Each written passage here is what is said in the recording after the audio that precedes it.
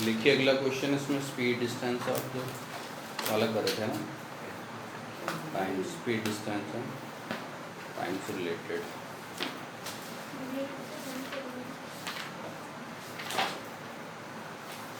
चलिए लिखिए।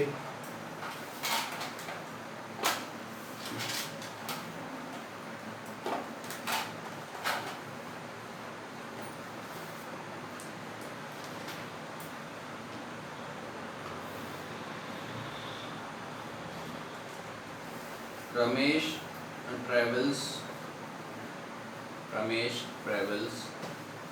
760 kilometer. Ramesh travels 760 kilometer to his home.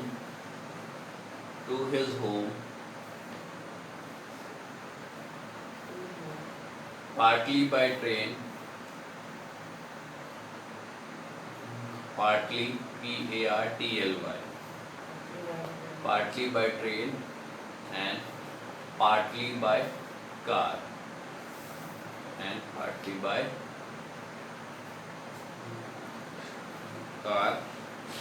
Full stop. He takes 8 hours.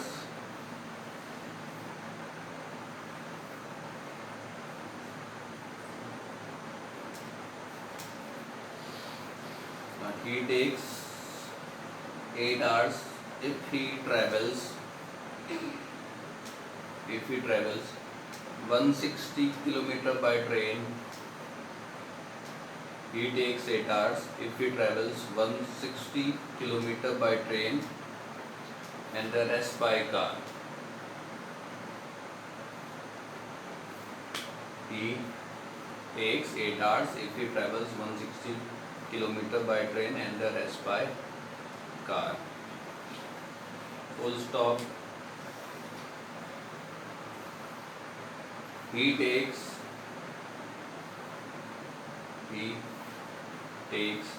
12 minutes more. He takes 12 minutes more if he travels 240 kilometer by train. If he travels 240 kilometer by train and the rest by car.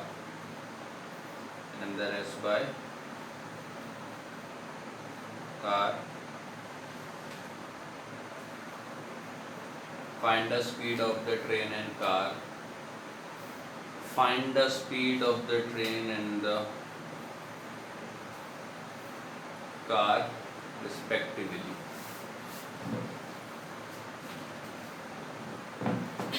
ठीक है, तो रमेश को जो total distance आपका travel करनी है वो कितनी है? 760 किलोमीटर। अब इसमें से कुछ किलोमीटर वो ट्रेन से करता है, बाकी किससे? कार से। हमें दोनों की स्पीड निकालनी, तो हम ले लेंगे let the speed of train be x kilometre per hour and the speed of car be y kilometre per hour, है ना। केस 1 सबसे पहले ट्रेन के लिए निकालते हैं, ठीक है। केस 1 में वो ट्रेन से कितनी डिस्टेंस को कर रहा है ट्रैवल? 160 किलोमीटर। ट्रेन की स्पीड हमारे पास कितनी है? यानी कि कितनी ली हमने इसकी speed? x kilometre per hour. और इसके लिए वो दिया हुआ है टाइम, नहीं, वो 8 आवर वो ट्रेन के लिए नहीं दिया है, वो ट्रेन और जो कार है उसका मिला के दिया है, ठीक है, कि उसको टोटल इतना वो लग रहा है टाइम। अगर मुझे ये इसके लिए ट्रेन के लिए निकालना है कि ट्रेन कितना टाइम ले रही, तो उसमें मुझे यहाँ फॉर्मूला लगाना पड़ेगा। टाइम का फॉर्मूला डिस्टेंस अपॉन यानी कि 160 अपॉन एक्स आवर, ठीक है। तो ट्रेन कितना टाइम ले रही है? 160 अपॉन एक्स आवर, ठीक है। अब आते हैं कार के लिए। अगर ट्रेन ने 160 की डिस्टेंस को ट्रैवल किया तो कार ने कितना ट्रैवल किया होगा? टोटल आपको डिस्टेंस आपको कितनी दी थी? 760 माइनस 160। हाँ 760, उसमें से 160 आपकी ट्रेन ने ट्रैवल कर ली। तो कार ने कितनी करी होगी? इन दोनों को माइनस करना पड़ेगा। 600 kilometre. Speed y kilometre per hour, ठीक है। और इसके लिए भी आपको टाइम नहीं दिया ना, तो इसके लिए निकालना पड़ेगा डिस्टेंस अपॉन स्पीड, यानी कि 160 अपॉन वाई आर, है ना। अब हम इक्वेशन देखिए किससे रिलेटेड बनाएं, स्पीड से, डिस्टेंस से, या टाइम से। देखिए स्पीड दोनों की अलग अलग दी है और इसमें डिस्टेंस भी अलग अलग है। जो आपका दोनों के लिए मिला के दिया है वो क्या दिया है? टाइम आपको दिया है ना, कि दोनों मिला के कितना ले रहे, वो ले रहे हैं 8 आवर का टाइम ले रहे हैं। तो time taken by train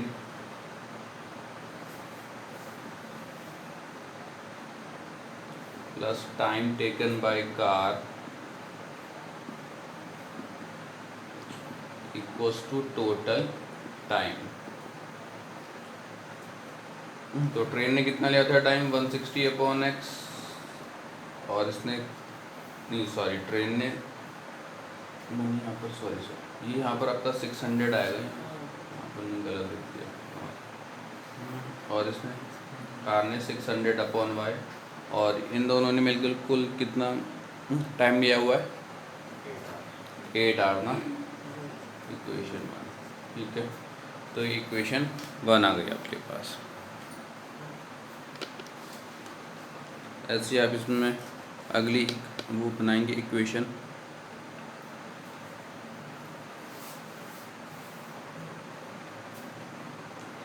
case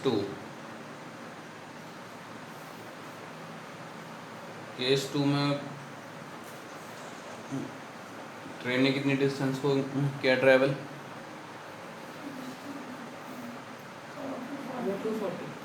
240 kilometre. Speed कितनी है? x किलोमीटर पर आवर, और इसके लिए आपका वो कितना हो जाएगा? टाइम हमें फॉर्मूला लगाना पड़ेगा distance upon speed, 240 upon x r, है ना।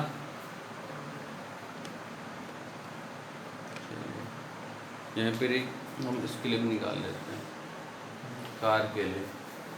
तो अगर ट्रेन ने 240 किलोमीटर ट्रैवल किया है तो उसने आपका कितना किया होगा? 760 में से 240 को माइनस करना पड़ेगा, 520 किलोमीटर, है ना।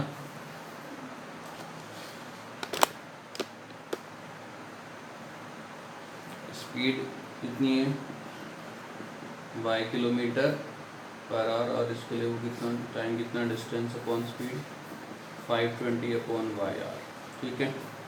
तो इस वाले केस में वो कितना टाइम ले रही है? दोनों ने मिलकर कितना टाइम लिया है? वो तो पिछले वाले में लिया था, इस वाले केस में कितना लिखा है? 12 मिनट्स मोर, यानी पिछले वाले से 12 मिनट ज़्यादा लिए, ठीक है। तो इसमें भी वही होगा आपका time taken by train 240 by x, ये वाला लगाएंगे, plus time taken by car 520 upon y equals to total time. इसमें टोटल टाइम में क्या बोला है? 12 आवर्स मोर, 12 मिनट्स मोर, यानी कि पिछले वाले से 12 मिनट ज़्यादा। तो पिछला वाला कितना था? 8 आवर, प्लस इसमें आपका 12 मिनट ज़्यादा ले रहा है, ठीक है। तो यहाँ पर आपको जो मिनट को आवर में चेंज करना पड़ेगा, ठीक है।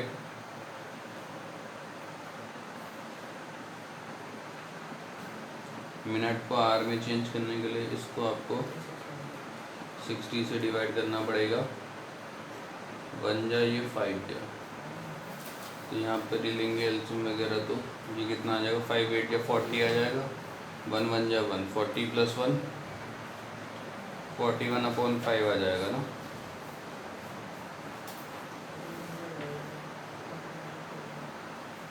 कितना हो जाएगा? उसको मल्टीप्लाई करेंगे तो इसको ऊपर ले आते हैं, 5 यहाँ मल्टीप्लाई में आ जाएगा, 240 upon x plus 520 upon y equals to 40, 1200 upon x plus 2600 upon y equals to 40, equation 2। तो आपके पास इक्वेशन 1 एंड इक्वेशन 2 है। इक्वेशन 1 में कि आपके पास 160 upon x plus 600 upon y equals to 8।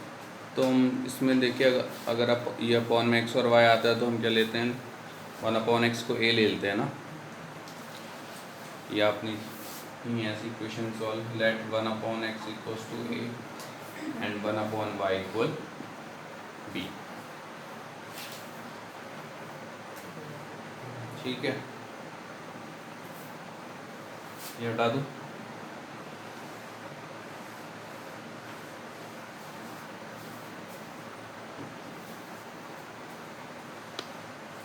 तो ये था आपका 160 upon x plus 600 upon y. 160 ऐसे रहेगा, अपॉन में एक्स की जगह ऊपर ए आ जाएगा क्योंकि आपने 1 अपॉन एक्स को ए लिया हुआ है ना। फिर अगला कितना था, प्लस 600 अपॉन वाई। 600 को ऐसे लिखेंगे बस, अपॉन में जो वाई है उसकी जगह ऊपर बी लिख देंगे, यहाँ पर 8 आ जाएगा ना। अब यहाँ से कुछ कॉमन लिया जा सकता है, ये भी 4 की टेबल में आता है, ये भी 4 की टेबल में आता है, 4 ले सकते हैं ना कॉमन। ये कितने 40 ए जा और ये 150 बी जा, 4 से 8 आपका डिवाइड होकर 2 आ जाएगा, तो 40 A plus 50 B equals to 2, sorry 150 B. ठीक है, उसी तरह यहाँ पर देखिए एक इक्वेशन ये भी तो है 1200 अपॉन एक्स, तो इसको 1200 ए लिख लेंगे और 2600 बी लिख लेंगे इक्वल्स टू 40। अब आपने इन दो इक्वेशन को सॉल्व करना है। अब इन दो इक्वेशन को सॉल्व करने के लिए या तो ए के कोएफिशिएंट को सेम बनाएंगे या तो बी के। देखिए यहाँ पर ए का कोएफिशिएंट 40, यहाँ पर 1200। अब ऐसे इसको यहाँ 1200 से मल्टीप्लाई करना पड़ेगा इसको 40 से, तो ऐसे तो बहुत आ जाएगा ना लेंथी। यहाँ पर देखिए 40 और ये आपका 1200 है, 40 को हम ये बना सकते हैं ना 1200, तो उसको आपको कितने से मल्टीप्लाई करना पड़ेगा, 30 से मल्टीप्लाई करना पड़ेगा ना। तो ये 4 थीटा आपका 12 होता है, आपको 2 0 चाहिए है ना, हाँ 1 0 तो है यहाँ 40 में, तो हमें 1 0 और चाहिए। ठीक है, और इसको 1 से मल्टीप्लाई कर लेते हैं, तो ये कितना 40 इंटू 30 1200 है, 50 150 इंटू 30 4500 बी इक्वल्स टू 60। ये 1200 A plus 2600 B equals to 41। Sign change करने पड़ेंगे नीचे वालों के। ये कितना आ जाएगा 2100 बी इक्वल्स टू 21, तो बी की वैल्यू 21 अपॉन 2100, तो बी की वैल्यू 1 अपॉन 100 आ गई ना आपके पास। अब हमें ए की वैल्यू निकालनी है, तो हम बी की वैल्यू को इन दोनों में से किसी भी इक्वेशन में रख देंगे। ठीक है, हटा दूँ।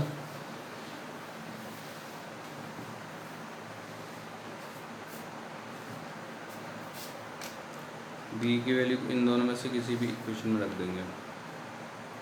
इसमें रख देता हूँ 1200 ए प्लस 2600 बी की जगह 1 अपॉन 100 और एक टू में 41, 2 0 से 2 0 कर, प्लस का 26 वहाँ जाके माइनस का 26 हो जाएगा।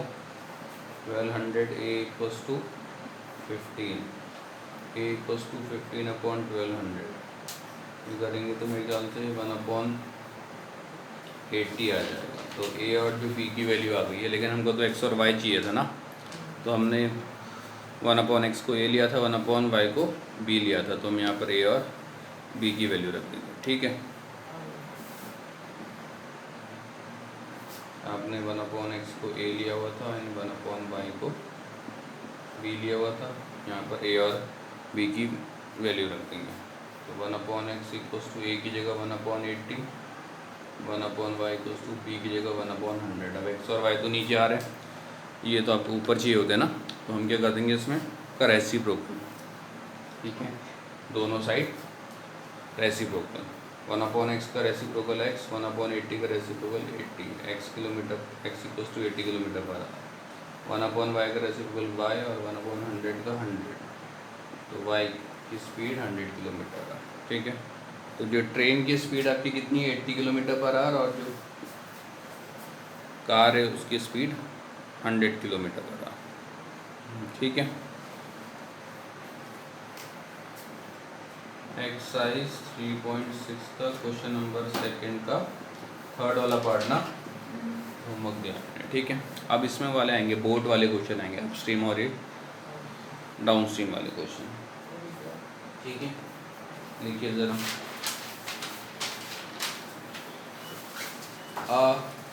सेलर, ठीक है, यहाँ पे सेलर की जगह बोट भी आ सकता है, ठीक है। Seller goes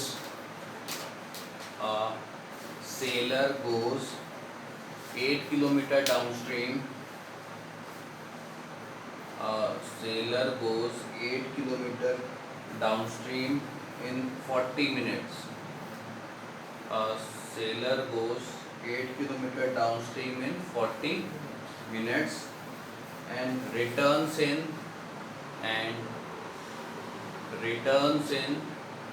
1 hour and returns in 1 hour, ठीक है। Find the speed of sailor in still water. Find the speed of sailor in still water and the speed of the current. Find the speed of the sailor in the still water and the speed of the current, ठीक है। यहाँ पर जो current है उसकी जगह stream भी लिखा जा सकता है, ठीक है। करंट बोले स्ट्रीम मतलब एक ही बात है, क्या मतलब होता है उसका, हाँ, लहरें जो होती हैं, ठीक है। चलिए आसान क्वेश्चन है ये, इसमें लिखिए late the speed of the seller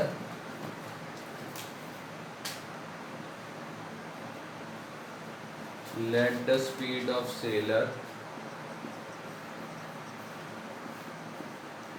in still water be x kilometer per hour and the speed of current, या तो बोल सकता है करंट या बोल सकता है स्ट्रीम, इसको ले लेते हैं y किलोमीटर पर आवर, है ना। अब एक ये जा रहा है एक बार अप स्ट्रीम में और एक बार जा रहा है डाउन स्ट्रीम में, तो सबसे पहले निकालना पड़ेगा speed of seller in up stream. Speed of seller in up stream, ऊपर को जब ऊपर को जाएगा तो उसकी स्पीड आपकी लेस होगी या ज़्यादा होगी, लेस, तो दोनों की स्पीड माइनस हो जाएगी, x minus y kilometre per our and the speed of seller in down stream, जब नीचे को आएगा तो स्पीड इंक्रीज हो जाएगी ना जब नीचे को, ठीक है। तो ये जो अपस्ट्रीम और ये जो आपके डाउन स्ट्रीम वाले जो क्वेश्चन आएंगे उसमें इतना तो लिखना ही लिखना है आपने, ये 4 लाइन, ठीक है। जितने भी आपके अपस्ट्रीम और ये डाउन स्ट्रीम वाले क्वेश्चन आएंगे उसमें आपको ये 4 लाइन आपने लिखनी ही लिखनी है, ठीक है। आई बात समझ में। केस वन में वो अपस्ट्रीम में जा रहा है डाउन स्ट्रीम में,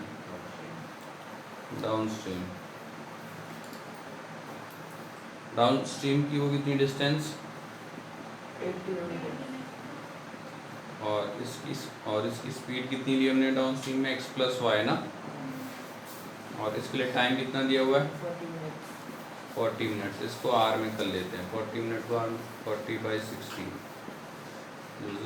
2/3 r, तो टाइम इसका 2/। अब आप यहाँ पर आप इक्वेशन आप जो है किसी की भी बना सकते हैं, डिस्टेंस की, स्पीड की या टाइम की, आपकी मर्जी है, ठीक है। क्योंकि यहाँ पर आपको एक ही चीज़ दी है डाउन स्ट्रीम, तो हम यहाँ पर डिस्टेंस की बना लेते हैं, distance equals to speed multiply time. Distance कितनी आ जाए 8, स्पीड x प्लस वाई, और आपको टाइम कितना है 2/3। 3 जो डिवाइड में मल्टीप्लाई में आ जाएगा, 2 जो मल्टीप्लाई में डिवाइड में आ जाएगा, 4, ये आपका 4 3 12 ना। तो फर्स्ट इक्वेशन आ गई x plus y equals to 12, equation 1 है ना। तो केस 1 में तो वो जा रहा है डाउन स्ट्रीम, केस जो 2 है उसमें वो क्या कर रहा है, रिटर्न कर रहा है ना। तो अगर वो जब आपको डाउन स्ट्रीम को जा रहा था तो रिटर्न में तो अप स्ट्रीम को आएगा ना, जब वो रिटर्न करेगा तो अप स्ट्रीम को तो आएगा। केस 2 अप स्ट्रीम के लिए कितनी दी है डिस्टेंस उसने,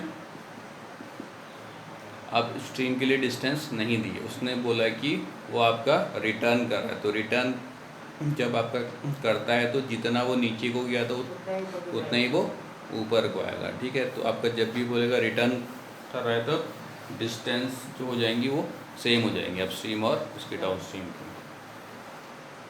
8 किलोमीटर, स्पीड कितनी है x minus y kilometre per hour, और इसके लिए टाइम कितना दिया है,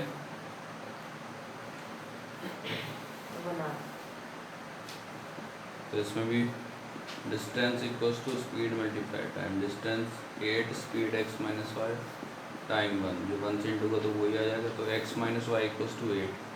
बस ये दो इक्वेशन आ गई हैं आपके पास। अब आपको दो इक्वेशन को सॉल्व करना आता ही है, तो इसमें तो कुछ मल्टीप्लाई करने की ज़रूरत भी नहीं है। x plus y equals to 12, x minus y equals to 8, तो plus y minus y cut, x plus x equals to 2x, और ये 20, ये कितना 20/2, 10। x की वैल्यू 10 हमारे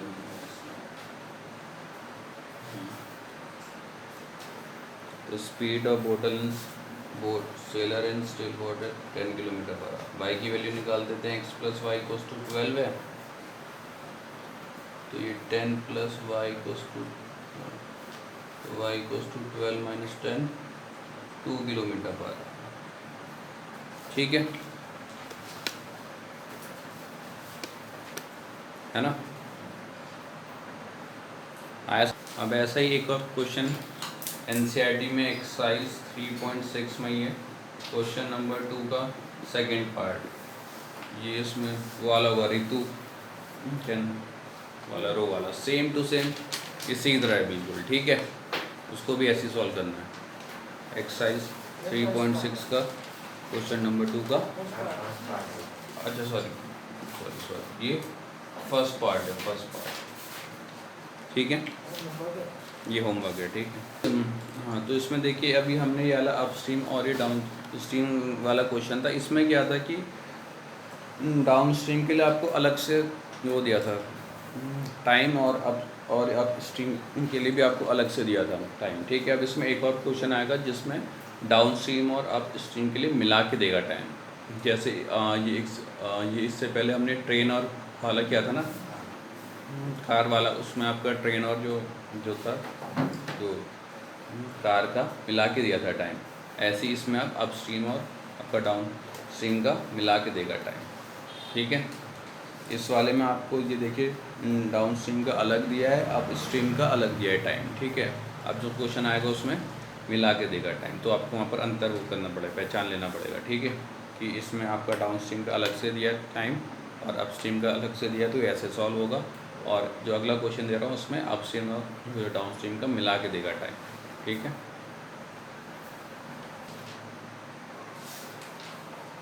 इसमें है क्वेश्चन है, एक minute,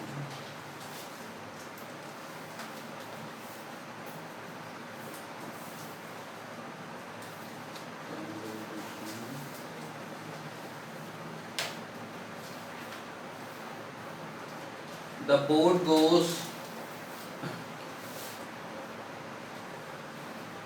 boat goes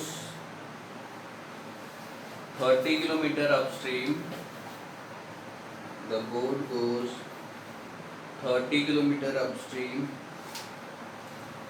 and 44 kilometer downstream. The boat goes 30 kilometer upstream and 44 kilometer downstream in 10 hours. The boat goes 30 kilometer upstream and 44 kilometer downstream in 10 hours. Full stop. In 13 hours, 13 hours, it can go 40 kilometer upstream. It can go 40 kilometer upstream and 55 kilometer downstream. Full stop. Find the speed of the boat in still water. Find the speed of the boat in still water and the speed of stream. Find the speed of boat in still water and the speed of stream. ठीक है?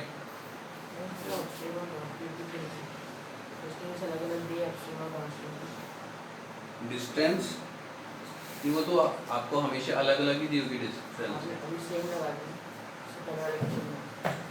हाँ, क्योंकि उसमें return था ना, return में तो distance आपकी सेम ही होगी।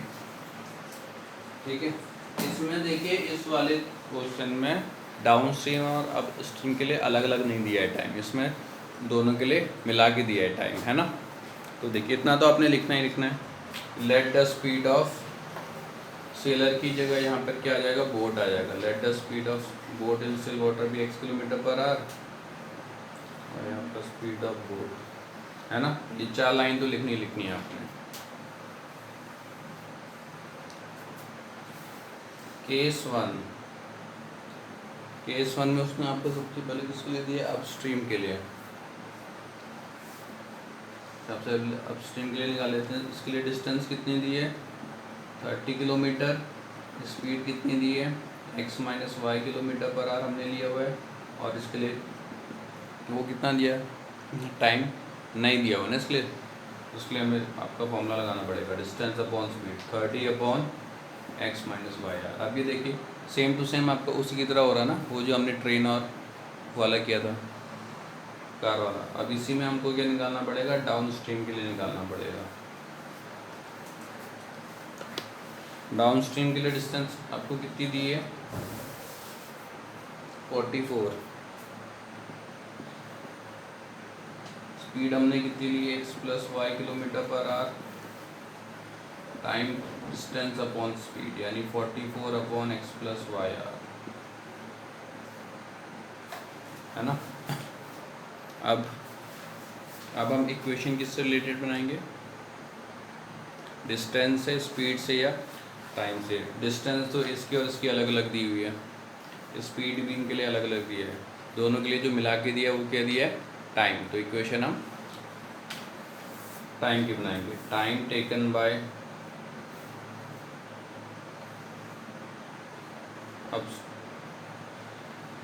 Time taken in upstream plus time taken in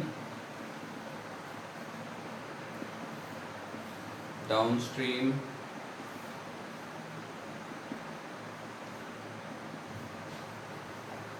equals to total time. ठीक है, तो अपस्ट्रीम में कितना टाइम ले रहा है, 30 upon x minus y. Downstream में 44 अपॉन एक्स प्लस वाई। और इसका टोटल टाइम कितना ले रहा है, 10 आवर। इक्वेशन 1 आ गई, ठीक है ना। अब ऐसे आएंगे केस 2 में। केस 2 सबसे पहले अपस्ट्रीम, इसमें वो कितनी डिस्टेंस आपका ट्रैवल कर रहा है अपस्ट्रीम में, 40।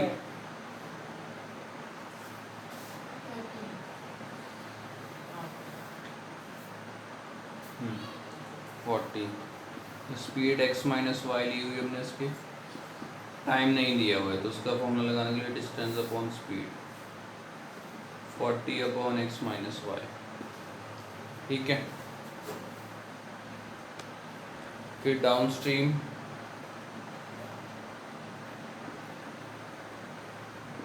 डिस्टेंस कितनी दी हुई है 55, स्पीड हमने एक्स प्लस वाई ली हुई है, time distance upon speed 55 upon x plus y, दोनों के लिए मिला के कितना दिया है टाइम,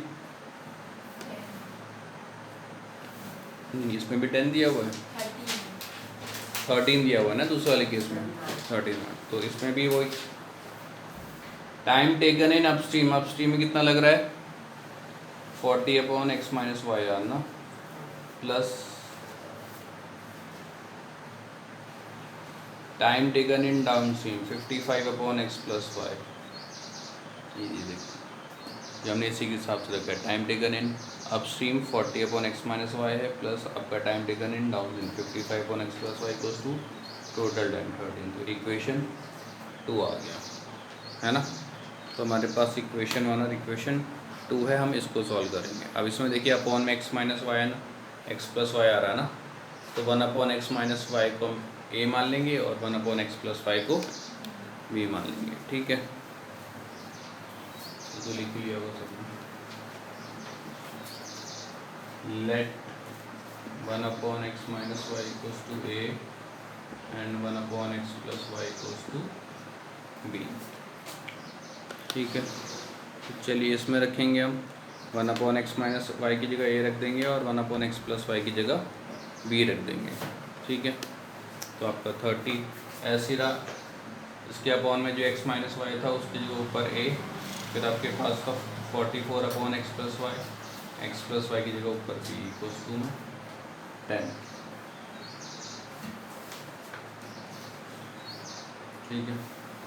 फिर अगली वाली इक्वेशन ये कितनी थी 40 upon x minus y plus 55 upon x plus y equals to 30, तो 40 ऐसे रहेगा, एक्स माइनस वाई की जगह ए आ जाएगा, ठीक है। 55 ऐसे रहेगा, अपॉन एक्स प्लस वाई की जगह यहाँ पर बी आ जाएगा इक्वल्स टू में 30। अब आपने इन दो इक्वेशन को सॉल्व करना है, यहाँ पर 30 है, यहाँ पर 40 है, ठीक है। तो हमें इसको किससे मल्टीप्लाई करना पड़ेगा 40 से, यहाँ पर 30 से। अब देखो ये आपका दोनों में 0 0 तो आ ही रहा है ना, तो इसको हटा देते हैं, 0 को हटा देते हैं, उससे लेंदी हो जाएगा थोड़ा, इससे आसान पड़ जाएगा, ठीक है। चलिए इसको आगे करते हैं सॉल्व।